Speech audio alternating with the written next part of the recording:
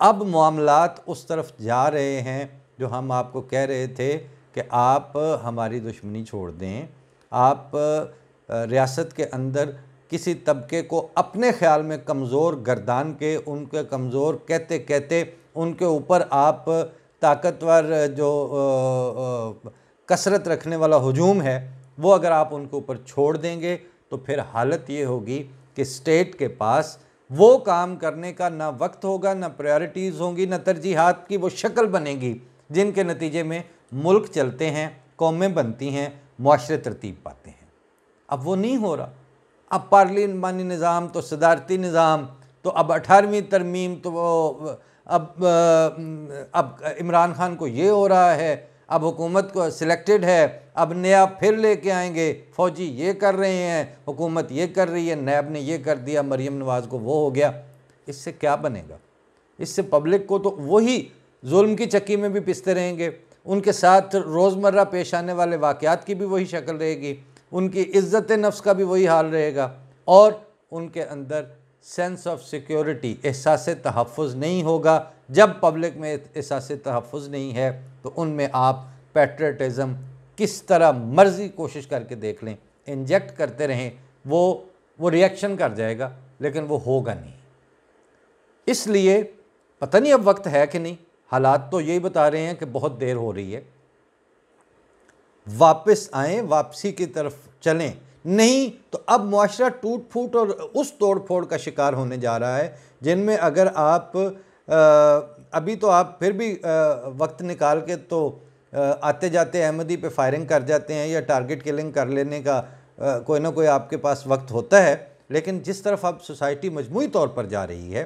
وہ جس وقت اکھاڑ پچھاڑ ہونی ہے تو پھر تو ایک دھڑا دوسرے پہ چڑھ دوڑے گا، دوسرا جو ہے وہ دونوں مل کے تو کسی اور کے اوپر، اس کی مثالیں اس وقت دنیا میں پھیلی پڑی ہیں۔ ڈریں اس وقت سے اور اس کو سنبھال لیں، ورنہ یہ جو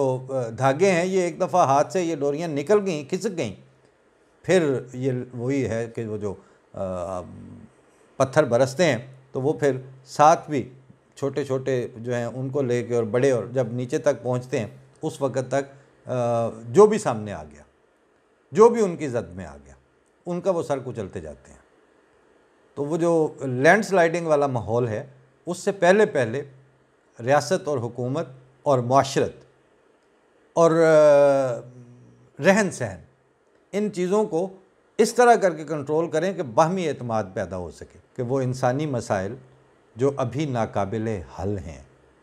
اگر رندوں کو فرصت ہو تو میخ خانے میں رکھ دینا۔ بات یہ ہے کہ ان باتوں کے اوپر نظر ہوتی ہے، پتہ بھی ہوتا ہے، لیکن یہ بہرحال تیسرے اور چوتھے درجے کی ترجیحات تھیں۔ بنیادی ترجیحات میں اب پہلی ترجیح آپ کی امن اور دوسری ترجیح آپ کی برداشت۔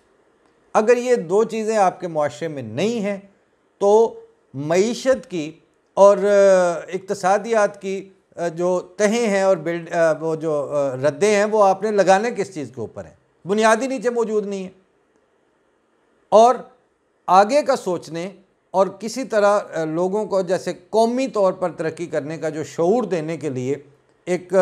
لایا عمل مرتب کرنے کے لیے جس پیس آف مائنڈ کی ضرورت ہے وہ پھر اسی چیز کا محتاج ہے۔ اگر قائد اعظم کی 11 اگست والی تقریر اور اس کے جو آخر میں بات کہی گئی ہے